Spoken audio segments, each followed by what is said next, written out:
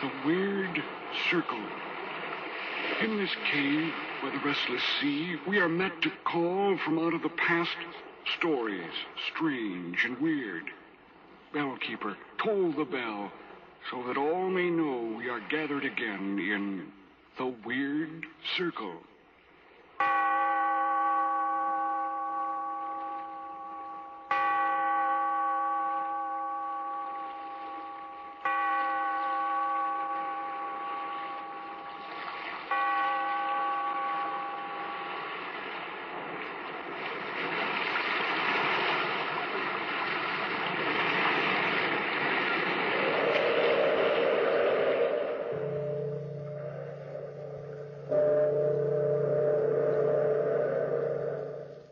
Out of the past, phantoms of a world gone by, speak again the immortal tale, The Niche of Doom.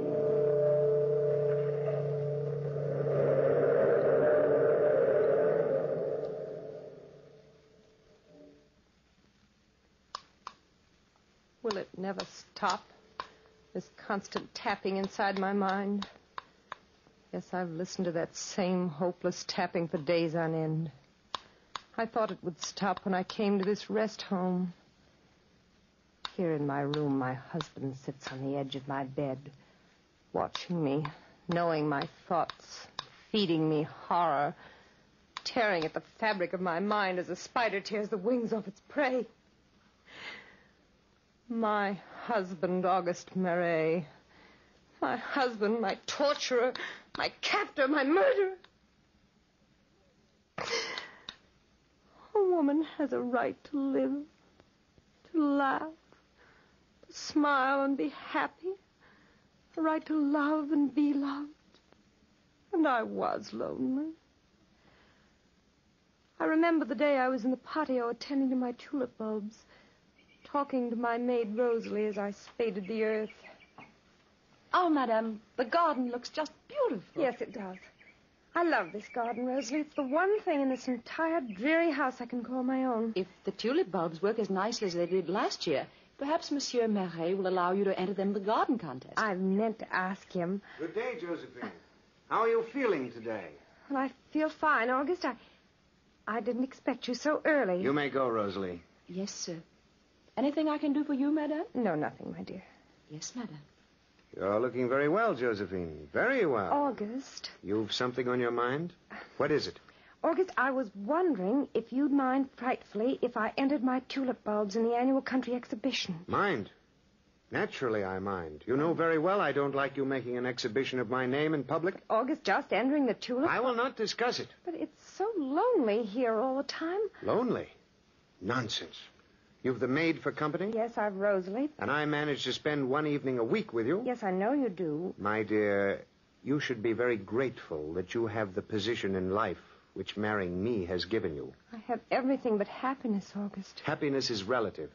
A girl born in the circumstances in which you were born, a poor, unimportant family, certainly cannot expect everything. But I ask so little, August, just to exhibit the bulbs and the flowers. I thought we were not going to discuss this anymore. You know very well the doctor told me at my age I'm not to allow myself to become excited. Yes, I remember what the doctor said. I'm glad. Please remember it. And now, my dear, I really must go over to court. Will you be home this evening, August? I'm never home on Tuesdays, Josephine. Enjoy yourself, my dear. Don't wear yourself out in the patio. You country girls are always lovely while you're young, but you age so quickly. Age so quickly. He frightened me. I saw all the years of my youth passing me by as I was caged up in the house on the Rue Montmartre. I was only 15 when I married August. 15, and he was 55 then. 5 years of marriage had taught me the meaning of loneliness and tears. A woman has the right to bask in the warmth of her youth. That's why I left the house that day. I wandered out into the garden patio outside my room, and I walked down the boulevard to Grenald's Cafe. I sat down at a table on the sidewalk, intending only to watch the others, to watch life pass by. The waiter was very friendly. What will you have, madame? An ice, a raspberry ice? Raspberry ice. Excellent, madame. Excellent for a warm afternoon. How angry this would make August. Sitting all alone, madame? Yes, Well, because I wish to be alone. Oh, no, you don't. Not when you have the opportunity to enjoy my company. Please, sir, I shall call a waiter. No, don't, please. You're lonely and I'm lonely. Certainly there can be no harm in two lonely people sharing a table for one short half hour. Now, can there? But my husband... Even a jealous husband can't object. Really, sir? And you are lonely. You really want me to sit down. You just won't admit it. Oh, I can see the truth in your face. You see things that are not there. May I, madame? Just for one half hour. Well, there really is no harm in it, is there? None at all. Thank you. Of course, madame, you know that I've lied to you. Lied to me, sir? Your ice, madame. Something for you, monsieur? Oh, same as the lady. Oui, monsieur. Nothing like raspberry ice to start a lifelong friendship. What do you mean you've lied to me? Well, I didn't just happen along just now. I didn't just happen to see you sitting here and come up. I planned everything very carefully in advance. Oh? You see, madame, I live across the way from you. I've watched you gardening in the patio of your home many times. But why, monsieur? Why? Why, because you're a beautiful woman. Because I've wanted to know you so very much. Because I've seen something in your eyes that I've felt inside myself. You shouldn't, monsieur. You really shouldn't say these things to me. My name's Pierre Planton. Monsieur, for both our sakes, do leave me now. You've no idea how much trouble this innocent little adventure might cause us later on. Oh, I've waited a long time to meet you, dear lady. Not just a day or a week or weeks, but a year. I'm very flattered, Monsieur Planton. Pierre's the name. Pierre. You know, the first day I saw you in the garden, I asked my servant who you were. And when I found out you were married, I resolved never to try to see you again. But Why did you change your mind? I saw your husband. August is a very fine, upstanding man. He told you so himself, eh? I know, I really think so. He's an old, garrulous, stupid bore who's overwhelmed with his own importance. Oh. Frankly, my curiosity's aroused. Why did a lovely young girl like yourself ever marry him? Well, I love him. Oh, madame, please don't cry, please. If there's one thing that turns my bone to water, it's a beautiful woman's tears. Here, I'm not crying. here, use my handkerchief for these non-existent tears, then. Thank you. Now, Josephine, smile. Stop ordering me about. I won't have it. Please smile at me and say I'm forgiven. You're forgiven. Oh, that's better. I promise to be nice. You see, Josephine, believe it or not, I'm very fond of you, against my better judgment. You'd better believe it, because I'll haunt you every day if you don't. And that's the way it started. Just a talk in a sidewalk cafe. My first friend, perhaps the only friend I had besides Rosalie. At first, Pierre and I thought we were just playing at love. But by the end of the second week, I knew the truth. I loved him. I loved him as deeply and as truly as any woman could. We met in the afternoons in the cafe, and in the evenings when August was out, he stole into the patio and we talked. Talked of him and of me, and then of us. Of our future together. It was Tuesday, 2 weeks ago, that he was supposed to arrive at 9 o'clock. Rosalie was helping me dress. You'd better hurry, madame. He'll be here in half an hour. How do I look, Rosalie? Beautiful. I wish I were as beautiful as you. Oh, madame, put this brooch in the front of the dress. It sparkles so. Yes, I think I will. Rosalie, he's so handsome and so fine. And you really and truly love him? Really and truly. But what will you do, madame? I don't know. If I could only be honest with August, if I could only tell him and break away. Oh, madame, he'll kill Monsieur Pierre. Yes, I know. And he'd be well within his rights. I'm so frightened sometimes. So very frightened. Oh, madame, listen. Footsteps. That's August outside my room. What will you do? I don't know. Perhaps he'll leave before Pierre. But if he doesn't... Then you must pretend that Pierre's your friend. Oh. Well, look at my lovely wife tonight. Dressed up, aren't you, my dear? Good evening, August. I always dress in the evenings, you know that. No, I didn't. I shall hereafter take more advantage of your loveliness. You flatter me, my lord. I didn't expect you to drop in to see me this evening. Were you expecting someone else? Why, how unfair you are, sir. Unfair? No, I'm, shall we say, more curious than unfair. You may leave, Madame Rosalie. Madame, What's the matter with you, girl? Why do you stand there staring like that? Well, it's the... Rosalie's Madame. expecting a visitor in my patio shortly, August. A visitor? Yes. Rosalie? Yes. Well, that's different. A lover, eh? I suppose you'll be getting married soon, eh, girl? Well, yes. Yes, Yeah, more's the pity. Mind if I sit down a little, Josephine? No, do, my lord. I suppose you'll be leaving Madame and myself shortly. You should have told me, girl. Well, I had... You what? I didn't think, monsieur. If you'd told me, I'd have supplied you with a decent dowry. A girl in your position can scarcely afford a trousseau. It's very kind of you, monsieur, to offer me. Well, my dear, no matter what, I shall be generous to you and offer your future husband a fair dowry anyway. What say you, Josephine? Is that not generous? Very generous, my lord. Ah, yes, it is. My girl, Rosalie, you shall be married in the Marais Chapel at noon Friday. Friday, monsieur? So soon? 3 days? Yes, Friday. A girl in love should be delighted at the prospect. Unless you've lied to me. Lied to you? Oh, never, monsieur, never. I'm delighted. Delighted. Yes, of course you are. Well, Josephine, you might help the young lady plan her wedding while I'm gone. And make a list of all the necessary items which you'll need. Yes, my lord. I shall leave the entire proceedings in your hands. That ought to keep you well occupied. Yes, my lord. Are you leaving me so soon? I have to, my dear. You know these Tuesday nights. You know them very well. Good night, Josephine. Give my best to your suitor, Rosalie, and tell him I'll do my best by you. Oh, madame. Shh. Careful. August can be sly as a fox. Friday, Yes, madam. Friday. Rosalie, he's very clever. I don't know how he found out he knows.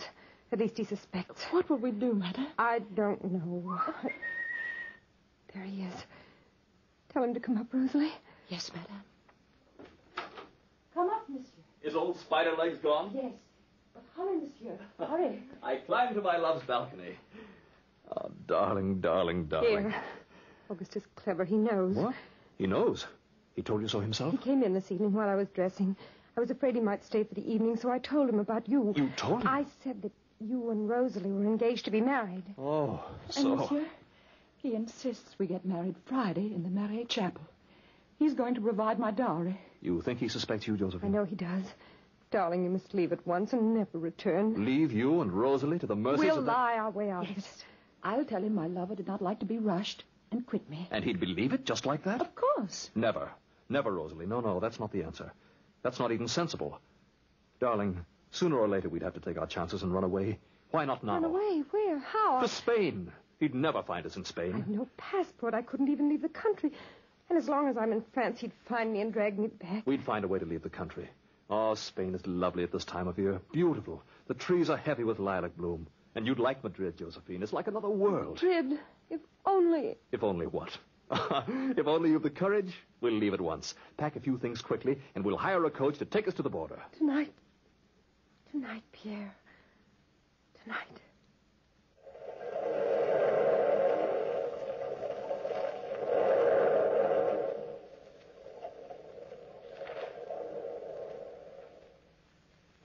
Now the suitcase is closed, my darling. Where's your coat? In this closet. Oh, let's do hurry. Lovely coat, isn't it? Everything looks lovely on you. Listen. What is it? My husband's footsteps in the hall.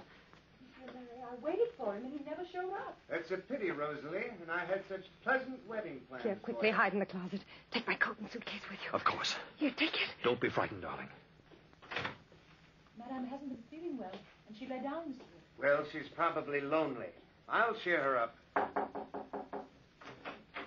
Josephine, I'm glad to see you looking well. Rosalie told me you were ill. I had a bad headache. What's that? Nothing. August, I heard nothing. In your closet. I heard something drop. What could drop in a closet? I don't know. You're better acquainted with your wardrobe than I am. Of course, my lord. You may go, Rosalie. Yes, sir. Of course, sir. I hope I didn't disturb your plans for the evening, but the evening began to pall, so I returned home. Sometimes my friends can prove themselves quite dull. I was thinking of you and your beauty, and I was worried about you. Worried about me? In what way, August? Oh, in the last 2 weeks, 2 of my friends have told me that they've seen you walking down the street alone, unchaperoned. Have they? Not that I listen to idle chatter, my dear. I don't. You know that. People talk. They have so little else to do. Naturally, I understand that. But then, a very close friend of mine was at the Café Grenald a few days ago. He, has told me something that rather puzzled me. You look a little pale, my dear. My headache. Naturally, your headache. He said he was sitting in the cafe and he noticed a woman who looks remarkably like you walk in and sit at a corner table. A woman who looked like me? She sat for a while all alone. Later, a man, a young man, joined her. He sat by her side. He called her Josephine, your name. Remarkable that a woman who looks like you should have the same name as you. Yes, it is remarkable. Quite coincidental. That's what I thought, coincidental. I might even have thought that woman was you if I didn't know better.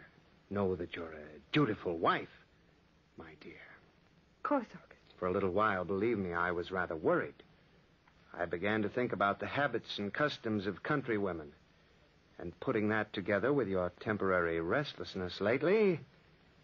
Well, for a while, my dear, I thought perhaps in your moments of weakness you had perhaps acquired an admirer. Please, August. But naturally you haven't? No, I haven't. Then when I walked in your room just now and I saw you looking so nervous, flushed, for a second I thought perhaps your, shall we say, admirer was here in this room with you. Did you? It was just a passing thought. Naturally, knowing you've a headache, I realize that the flushed expression comes from that. Yes, it does. Then again, when I heard that peculiar clatter in the closet, a strange idea was born. I thought perhaps your friend, the friend you met at the cafe, might be hiding in the closet. You look pale, Josephine. Do I? Is someone hiding in the closet? No. I naturally will take your word. If someone is in that closet, my dear, I should be forced to protect your honor and do away with it.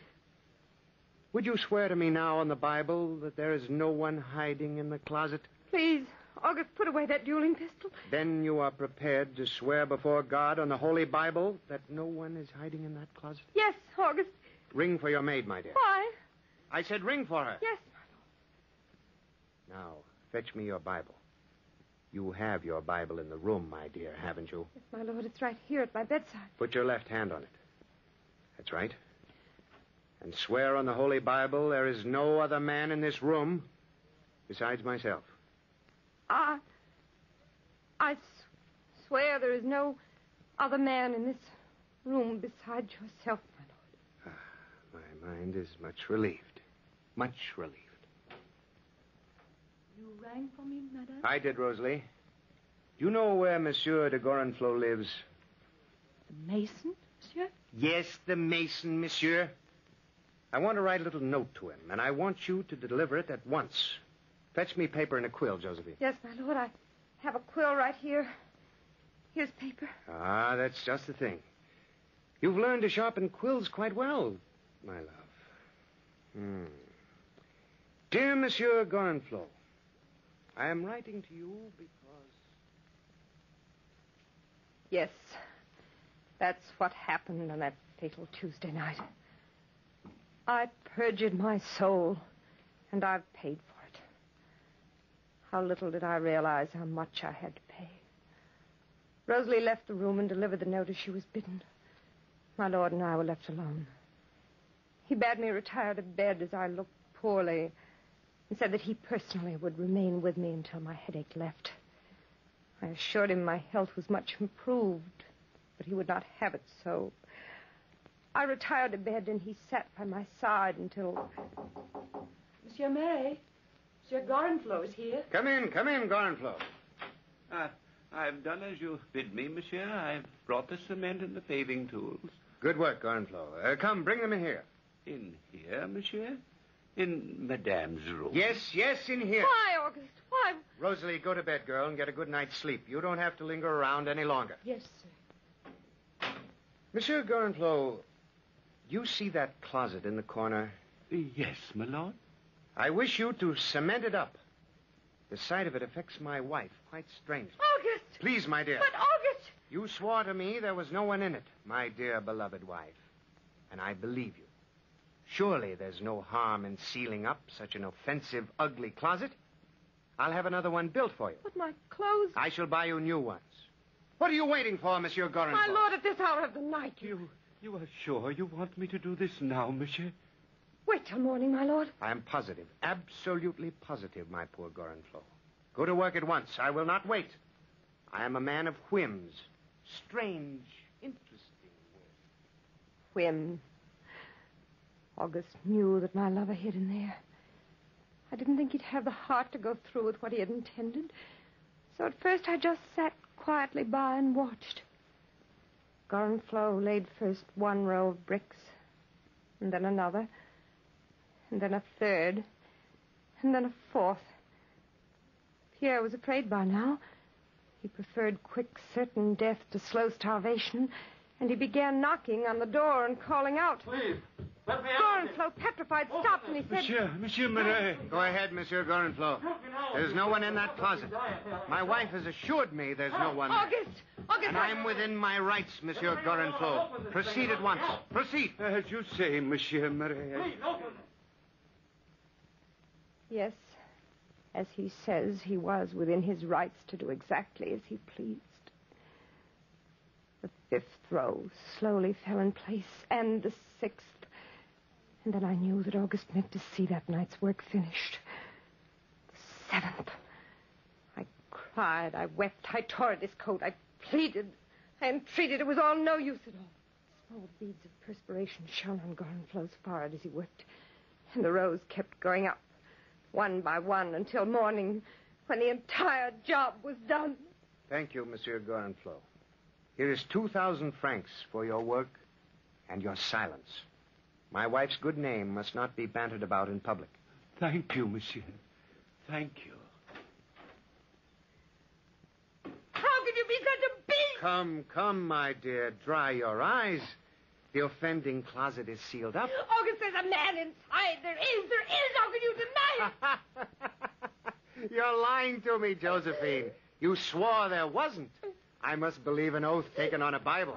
Listen, don't you hear him? Yes, but my ears deceive me. Calling out. August, please take my life. But don't let him die in there like that. My dear, there's no one in that closet. Remember what you said? August, be human. Please be human. I've been more than human, Josephine. I've been godly. I've accepted your word as absolute truth. Don't come in, Rosalie. I shall see you at the doorway. Stay right out here, my dear. That's right. Instruct the butler and all the servants that Madame and I will remain in her room for at least a month. And our meals are to be served by my private valet. Yes, monsieur. And otherwise, we're not to be disturbed by anyone. Yes, monsieur. For 30 days and 30 nights. For 30 days and 30 nights, I heard that tapping on the wall. His cries, his moans, his words, his pleas, I heard them there. August was stone, completely stone. He didn't care. He just sat and watched me, watched my face, enjoyed my terror, fed me horror, waiting daily for the cries that issued out. August, how can you? How can you be like this? He's there, Pierre is there. He's behind the wall. My dear, you must be ill. Listen to him. He's dying there. Each day his strength grows less. And as he dies, I must die too. August, please, in heaven's name, be kind, be merciful. Forgive me, let him go. There's no one there. I'll call the maid. You'll need her care. No one there. Listen. The tapping stopped. It stopped. Murderer! You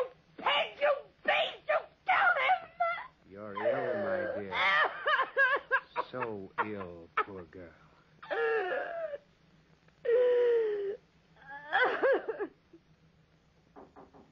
Come in. Tell me, my lord. Please call the doctor, Rosalie. My wife is ill. She's going away for a long rest. A very long rest. So I sit here in this rest home, listening to the feeble tapping inside my head. The same feeble tapping I heard on the closet wall of my bedroom at home. That same feeble tapping. Will it never stop?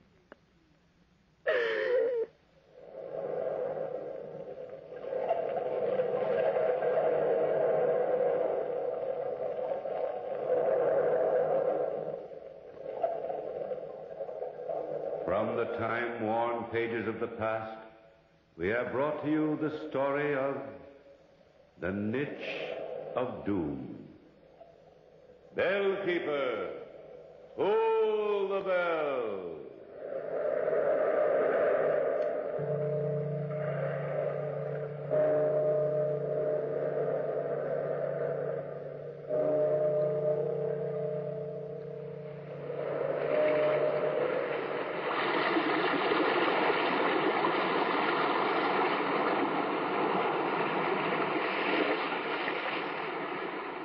From the time-worn pages of the past, we have heard another immortal tale in The Weird Circle. Bellkeeper, toll the bell.